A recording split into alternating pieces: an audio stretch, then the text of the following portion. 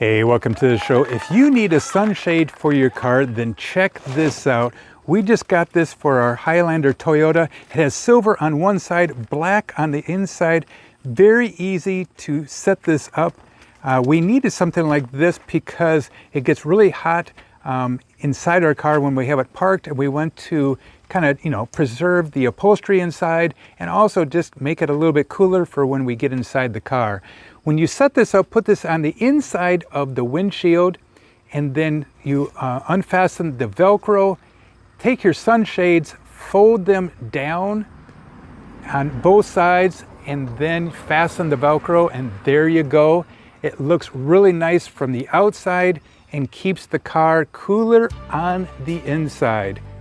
Hey, thanks a lot for watching the show. Make sure you hit that likey button, and we'll talk to you later. Adios, goodbye.